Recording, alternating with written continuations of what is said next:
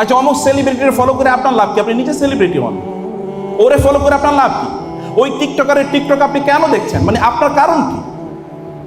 আপনার কি পার্সোনালিটি নাই, লজ্জা নাই, আত্মসম্মান নাই, সেলফ এস্টিম নাই? সেলফ এস্টিম বুঝেন তো? সেলফ এস্টিম আত্মমর্যাদা। নাহনু কওমুন আ'আজ্জানা আল্লাহু বিল ইসলাম ফাইজা ইবতাগাইনা আল ইজ্জাতা মিন গায়রিন আযাল্লানা আল্লাহ। আল্লাহ তো আপনাদেরকে ইনহেরেন্টলি মর্যাদা প্রদান করেছেন। অন্যজনকে ফলো করতে কারো জিনিস, আপনি এমন একটা জিনিস শেয়ার করলেন, মেসির একটা পোস্টার অথবা একটা ছবি আপনার পেজে শেয়ার করেন কিভাবে? এটা তো আপনার আত্মমর্যাদা লাগা রোকা, এটা আপনার আত্মসম্মানে লাগে। তার নামগুলো চলে যায়, আপনার আত্মমর্যাদা নাই, আপনার আত্মসম্মান নাই। নিশ্চয়ই এগুলো আপনার আইডেন্টিটি নাই। আপনি কোন বংশের মানুষ এটা আপনি বুঝবেন না, আপনি কি মিশন নিয়ে পৃথিবীতে এসেছেন এটা আপনি জানেন না। সে কারণে আপনার এভরি সেকেন্ড এটা ম্যাটার করে, প্রত্যেকটা মুহূর্তে ম্যাটার করে। আমি বলছি আগামী 1 বছর আপনি আপনার নিজকে ডিসিপ্লিন ছাড়া আপনি কোনোদিন সামনে আগাতে পারবেন না। আপনার রাসূলের দিকে তাকান তো, তিনি কোনো কাজ এরকম হয়েছেন যে ফজরের নামাজ তিনি ফজরের নামাজ সূর্য ওঠার পরে তিনি পড়েছেন, এরকম দেখবেন আপনি? একদিন ঘটেছে, কারণ বেলাল রাদিয়াল্লাহু তাআলা আনহুকে দায়িত্ব দিয়েছিলেন, বেলাল তুমি আমাদেরকে ঘুম থেকে উঠিয়ে দিও। বেলাল রাদিয়াল্লাহু তাআলা ঘুমিয়ে পড়ছেন, রাসূল সাল্লাল্লাহু আলাইহি ওয়াসাল্লাম ঘুম থেকে কারণ ক্লান্ত, ঘুম থেকে উঠতে পারেন না, কেবল একবার ঘটছে। আর আপনার প্রতিদিনই ঘটে, এরপর আপনি মনে আমি জান্নাতুল ফেরদাউসের মুসলমান। কেমনে বিশ্বাস করেন আপনি? আপনার ইমানের আইডেন্টিটি কই? আপনি ঘুম থেকে উঠতে পারেন না সকালবেলা, আপনার বিছানা থেকে আপনি উঠতে পারেন, আপনি গোটা পৃথিবী কিভাবে দখল করবেন, নিয়ন্ত্রণ করবেন, গোটা পৃথিবী কিভাবে শাসন করবেন? মোহাম্মদ বিন কাসেমরা 17-18 বছরের যুবক এই ইন্ডিয়ান সাবকন্টিনেন্টে 17-18 বার আক্রমণ করেছে। মুসা ইবনে নুসাইররা সেই মেডিটেরিয়ান সি পার হয়ে, তারেক ইবনে জিয়াদরা ওই যে ইংলিশ চ্যানেল পার হয়ে, জাবালে তারেক পার হয়ে তারপরে স্পেনে কিভাবে ইসলাম নিয়ে গেছে। মুসা উকবা ইবনে আমের, কুতাইবা বিন মুসলিম চায়না কিভাবে ইসলাম নিয়ে এসে দেখেন না? আপনাদের বয়স ইখতিয়ারউদ্দিন বখতিয়ার খিলজিদের বয়স কত দেখেন না? মোহাম্মদ বিন মুরাদ আল ফাতেহ যখন কনস্টান্টিনোপল, ইস্তাম্বুল, কোস্তান্তনিয়া যখন বিজয় করে গোটা ইউরোপে কিভাবে ইসলাম পৌঁছে দেখেন না? আপনার বয়স তো এখন কাজ করা, দিস ইজ ইউর টাইম। আপনি অন্যের পেছনে সময় কেন দেবেন? অন্যকে কেন আপনার সময় দিচ্ছেন? আপনি অন্যকে সেলিব্রিটি কেন বানাচ্ছেন? তার ওটা ফলো করতে গেলে তো আপনি তাকে সেলিব্রিটি বানান, তাকে আপনি প্রমোট করে দিচ্ছেন। প্রমোট করেন না, আপনার নিজের পেছনে সময় ইনভেস্ট করেন, যেন কোনো এক সময় লোকেরা আপনাকে ফলো করে, যেন লোকেরা আপনাকে আদর্শ হিসেবে গ্রহণ করে। এইভাবে আপনার নিজকে আপনি তৈরি করেন। এটা তৈরি করতে হলে আপনার রবের সাথে কানেক্টিভিটি বাড়াতে হবে। আপনার রব ছাড়া আপনি বাঁচতেই পারবেন না। আপনি বাঁচতে পারবেন না? আপনার মেডিকেল সায়েন্সে বলুন তো, এক মুহূর্ত নিঃশ্বাস ছাড়া আপনি বাঁচতে পারবেন কিনা? নিঃশ্বাস কে দিচ্ছে আপনাকে? আপনার হার্টবিট বন্ধ হয়ে গেলে আপনি বাঁচতে পারবেন? হার্টবিট করছে কে? কোন অদৃশ্য শক্তি আপনার হার্টটাকে এভাবে পরিচালনা করছে? কে? সেটা আপনার জানতে হবে আপনার রবের সাথে। আপনার মেডিকেল সায়েন্সের ছাত্ররা তো সবচেয়ে বেশি দিনদার হয়, এবং আলহামদুলিল্লাহ গোটা পৃথিবীতে, বাংলাদেশেও। কিন্তু এই দিনদারিটাকে প্রফেশনাল লেভেলে নিয়ে যাওয়া দরকার। মানে আমি প্রফেশনাল বলতে এটা মানে বিজনেস টার্মে বলছি না, আমি জেনুইন টার্মে বলছি। ওই লেভেলে নিয়ে যাওয়া দরকার। আল্লাহ সুবহানাহু ওয়া তাআলা মুহসিনদেরকে ভালোবাসেন। মুহসিন মানে হচ্ছে যারা সব কাজ সর্বোত্তম লেভেলে করে। ইন্নাল্লাহা ইউহিব্বুল মুহসিনিন, ইন্নাল্লাহা কাতাবাল ইহসানা আলা কুল্লি শাই। সব কিছুকে সর্বোত্তম লেভেলে করা। ইন্নাল্লাহা ইউহিব্বুল আবদা ইযা আমিলা আমালান আন ইউতকিনাহু। আল্লাহ চান যখন আপনি কোনো কাজ করবেন শ্রেষ্ঠতমভাবে করবেন। প্রতিযোগিতা হোক, আপনার ক্লাসে আপনি ফার্স্ট, অথবা সবাই ফার্স্ট হন, হতে পারবেন না কেন আপনারা? আপনি সবাই ফার্স্ট হন। সময়গুলোকে একেবারে নিয়ন্ত্রণ করে ডিসিপ্লিনের মধ্যে থাকেন।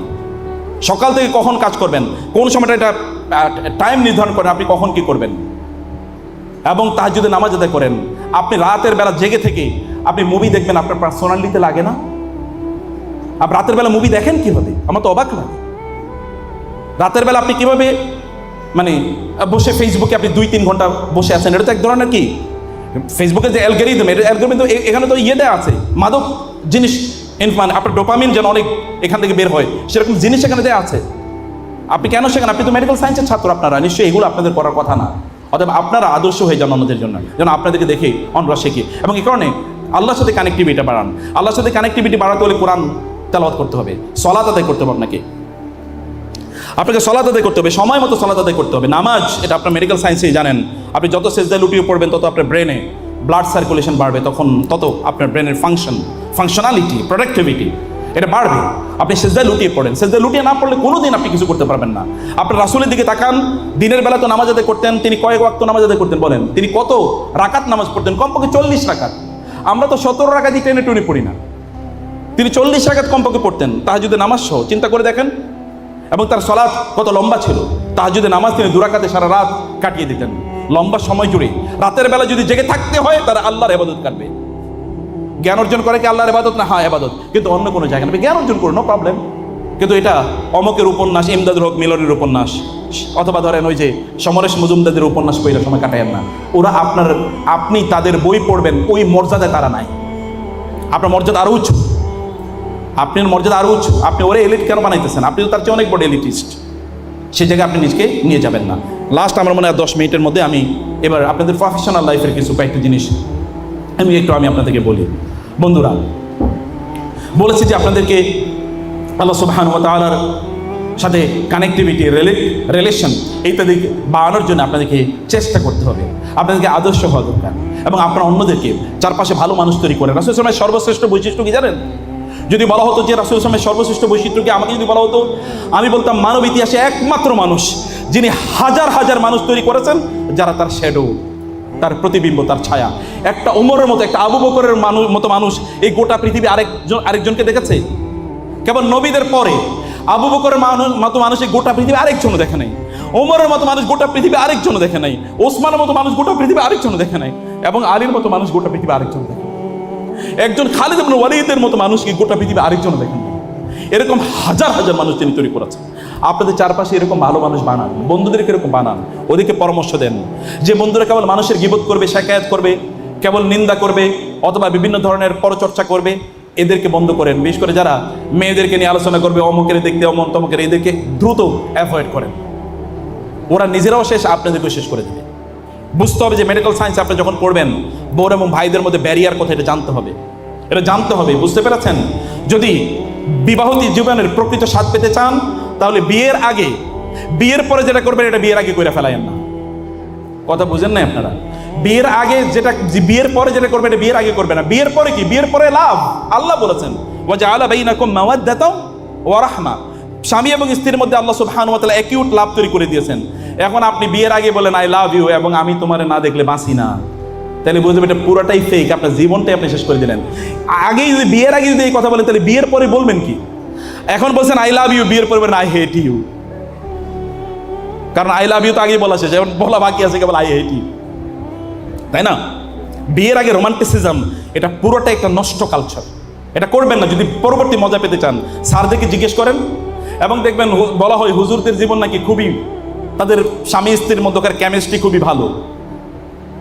স্বামী স্ত্রীর মধ্যকার কেমিস্ট্রি, ফিজিক্স তো সবাই আলোচনা করে, আলোচনা তো হলো কেমিস্ট্রি। স্বামী স্ত্রীর কেমিস্ট্রি সবচেয়ে ভালো এটা হুজুরদের মধ্যে। কারণ কি জানেন? কারণ হুজুররা তাদের চোখ নিয়ন্ত্রণ করে, কারণ তাদের স্ত্রীকে তারা ভালোবাসে। কারণ এর আগে তারা কি করে না, অন্য কারোর সাথে আই লাভ ইউ বলে না, তারা ওইটাকে রেখে দিয়েছে তার স্ত্রীর জন্য। এটা আপনার স্ত্রীর হক, আপনার স্বামীর হক। কেন আপনি এটা, এই হক থেকে তাকে বঞ্চিত করবেন? আপনি বিয়ের আগে আরেকজনের সাথে রিলেশন করবেন না, এতে আপনার সময় নষ্ট করলেন। Most valuable time in your life, আপনার জীবনের সবচেয়ে গুরুত্বপূর্ণ সময়, যার উপর ভিত্তি করে আপনার ভবিষ্যৎ, দুনিয়ার ভবিষ্যৎ, আখিরাতের ভবিষ্যৎ নির্ধারিত হবে, সেটা আপনি কেন এটা করবেন? আপনার রাসূলের জীবনে দেখেন, তার জীবনে তিনি কোনোদিন কোনো নারীর দিকে তাকিয়েছেন? You can never report, never report. এমনকি তার জীবনে তিনি কোনোদিন গান শুনেছেন? তিনি কোনোদিন মূর্তি পূজা করেছেন? তিনি কোনোদিন মূর্তি পূজায় উপস্থিত ছিলেন? তিনি কোনোদিন মাদকদ্রব্যে স্পর্শ করেছেন? এটা কেউ রিপোর্ট করতে পারে। নবুয়তের আগেও না, নবুয়তের পর তো প্রশ্নই আসে না। আপনারা তো তার উম্মত না, তাহলে তার মর্যাদা তো আপনাদের মাঝে থাকতেই হবে। তিনি নবী হওয়ার আগের কথা বলি, বলেন তো, নবী হওয়ার আগেই তো লোকেরা তাকে বলতো আল আমিন আস-সাদিক। তিনি কোনোদিন মিথ্যা কথা বলেন নাই, তিনি পরম বিশ্বস্ত। এই বিশ্বস্ততার লেভেল তো চরিত্রের ইস্যু। আপনার বোনেরা মনে করুক যে আমার এই ভাই, তার কারণে আমার কোনোদিন কোনো পেরেশানির কোনো কারণ নাই, যে তার কারণে, তার মাধ্যমে আমার কোনো ক্ষতি হবে, কোনোদিন ভাবতে পারে না। তার মানে এখন ঠিক আছে, তুমি আমার ধর্মের ভাই, ধর্মের বোন, চল এবার আমরা একটু আড্ডা দিই নাকি? নো, নেভার, কোনো অবস্থায় না। স্টাডির জন্য এখন নতুন করে এরকম স্টাডি গ্রুপ স্টাডি করার জন্য এখন ছেলেমেয়েদের মিক্স আপ হওয়ার কোনো প্রয়োজন নেই। এখন প্রচুর পরিমাণ কি আছে, এত পরিমাণ স্টাডি ম্যাটেরিয়াল এসছে। আমি এআইয়ের উপর আপনাদেরকে নির্ভর করতে নিষেধ করবো। এআই আপনাকে প্যারালাইজ করে ফেলবে, এটা নির্ভর কম করবেন। কিন্তু তারপর তো অনলাইন রিসোর্সেস অ্যাভেলেবল, সেগুলো আপনি শোনেন, সেগুলো আপনি দেখেন, সেগুলো আপনি পড়েন। অথবা ভাইরা করেন, বোনরা করেন, স্টাডি সার্কেল করেন বা স্টাডি গ্রুপ করেন। কিন্তু ভাই বোন এবং মিক্স আপ এটা করবেন না, এটা আপনি হয়তো পরে বুঝবেন। কিন্তু এখন আমরা যারা এই জিনিসগুলো আমরা প্রতি মুহূর্তেই অভিজ্ঞতা নিচ্ছি মানুষের হাজারো এক্সপিরিয়েন্স আমাদের সাথে শেয়ার করে তাদের সাথে কেবল এটা বলছি। আপনার যখন এরপরে আপনি কী করবেন, আপনি এখান থেকে এখনই আপনার জ্ঞান অর্জন করেন, আপনারা প্রচুর সময় দেন, ধরেন আপনারা মেডিকেল কলেজে মানে ইয়েতে যান, হসপিটালে যান। আপনারা জানেন যে মুসলমানরা আবিষ্কার করছে যে মেডিকেল কলেজে কেবল থাকবে না, হসপিটাল থাকবে সাথে সাথে।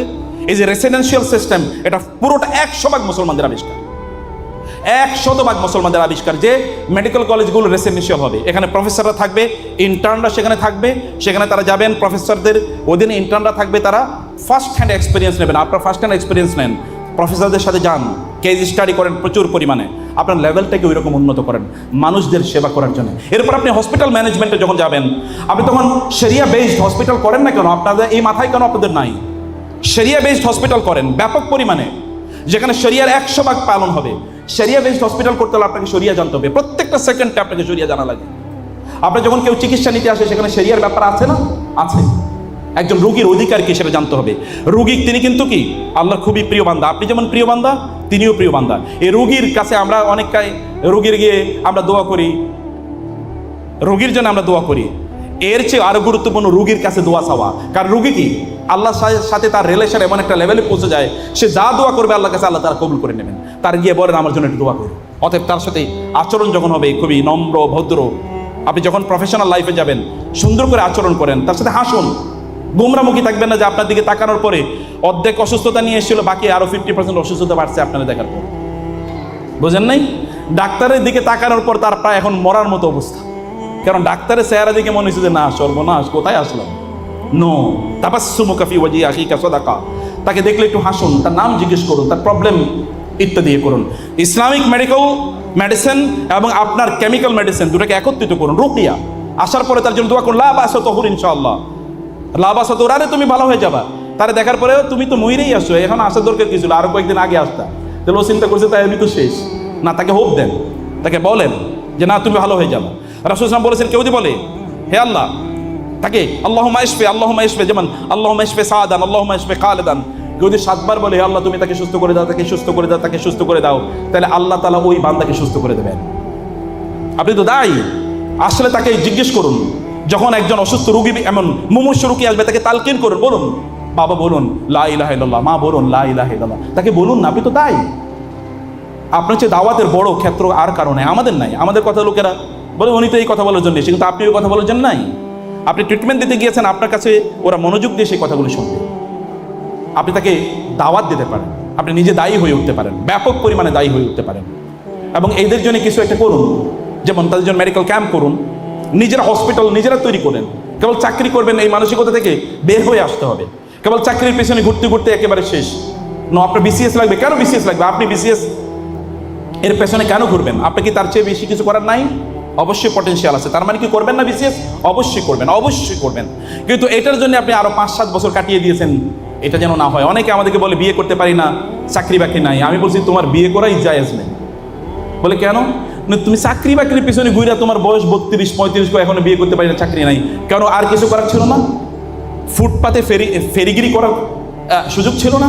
অবশ্যই ছিল, কিন্তু সে কাজ করতে চায় না, কাজ করতে চায় না। কাজ, কোনো কাজকে ইসলাম ছোট করে দেখে না, সব কাজ ইসলাম গ্লোরিফাই করে, সব কাজ সম্মানজনক, যেটি এটা হারাম না হয়। অতএব আপনাদেরকে এটাই আমার লাস্ট কথা, প্রিয় ভাইয়েরা আমার, বন্ধুরা আমার, বোনেরা আমার, আপনাকে শরিয়া জানতে হবে। শরিয়া জানুন, শরিয়া ভালো করে জানুন। একজন বোন আমাকে, আমি তার ইন্টারভিউ করছিলাম আপনাদের এখানে আসতে আসতে, এই বোন বলছেন তিনি অনেক বড় মেডিকেল, তিনি সৌদি আরবে একটা বড় মেডিকেল কলেজের উনি প্রফেসর। তিনি বলছেন যে আমি ইমাম ইউনিভার্সিটির পাশে দিয়ে আমি যাচ্ছিলাম, জামিয়াতুল ইমাম রিয়াদে যাচ্ছিলাম। আমার তখন মনে হলো হারে আমি যদি ইউনিভার্সিটির ছাত্র হতে পারতাম, কারণ হাদিসে রাসূলুল্লাহ বলেছেন মান ইউরিদুল্লাহু বিহি খায়রান ইউফাক্কিহু ফিদ্দিন, আল্লাহ যদি কার কল্যাণ চান তাহলে তাকে দ্বীনের জ্ঞান প্রদান করেন। আমি যদি এরকম কল্যাণ পেতে পারতাম, তিনি বলে আমি আল্লাহকে দোয়া করলাম, কয়েকদিন পরে আমি ওই ইউনিভার্সিটি আমি ছাত্র হলাম এবং ওইখানকার শরিয়া ডিপার্টমেন্ট থেকে পড়াশোনা করার পর এখন আমি মেডিকেল কলেজের প্রফেসর। আমি দুটার ব্লেন্ডিং করছি, আমি দুটার ব্লেন্ডিং করতে হবে। শরিয়াকে আপনাকে জানতে হবে। আপনার কাছে যখন একজন নারী পেশেন্ট আসবে, তখন আপনি তার দিকে কীভাবে তাকাবেন? অথবা একজন পুরুষ বোনরা দেখা যায়, আপনার পুরুষ পেশেন্ট যখন আসবে তখন কীভাবে তাকাবেন, তার সাথে কীভাবে ডিল করবেন, এগুলো শরিয়ার ইস্যু। যখন একজন সারোগেসির জন্য আপনার কাছে আসবে, IVF এর জন্য আপনার কাছে আসবে, টেস্ট টিউব বেবি এর ইস্যুতে আপনার আসবে। কয়েকদিন আগে আপনার শুনেছেন মিল্ক ব্যাংক, এখন হচ্ছে কি আপনার ওই যে স্পার্ম ব্যাংক। এটা শরিয়া কি বলে এটা শুনেন না, জানেন না। শরিয়া না জানলে তো আপনি প্রত্যেকটা মুহূর্তে কবিরা গুনাহ করবেন, অথবা আপনি অপরাধ করে ফেলবেন। কেউ না একজন এসে অ্যাবর্শন করার জন্য কোন প্রেক্ষাপটে জায়েজ আছে এটা আপনাকে দেখতে হবে, জানতে হবে কোন প্রেক্ষাপটে জায়েজ। মিসক্যারেজ হয়ে গিয়েছে তার জন্য এরপরে শরিয়া মানদণ্ড কি এটা আপনাকে বলতে হবে না, এটা আপনাকে জানতে হবে। এগুলো শরিয়ার ইস্যু। শরিয়া না জানলে আপনি কোনোদিন সঠিক মতো আপনি মেডিকেল প্র্যাকটিস করতে পারবেন না। আপনি জানেন যে যখন কোনো একজন ব্যক্তি একেবারে মারা যাবে অবস্থা, এখন কি করবেন আপনি তাকে? ইউথানাসিয়া। এখন তাকে করবেন কি? ডিএনআর একটা আছে না, তাই না? Do not resuscitate. তো এখন এই অবস্থায় তার জীবনকে আপনি প্রলম্বিত করবেন, নাকি তার এখনই আপনি ওই যে তার উইথড্র করবেন, এরপরে তার মারা যাবে, কোনটা করবেন? এগুলো শরিয়া ইস্যু, শরিয়া জানতে হবে আপনাদেরকে। শরিয়া জানার জন্য পড়ুন। এক ভাইয়ের তিনি বলছিলেন যে আমার মনে হচ্ছে আমি কোরআন, আপনাদের মতো ছাত্র বলে আমার কোরআন মুখস্থ করা দরকার ছিল, কারণ আমি তারাবির নামাজে উপস্থিত হয়েছি।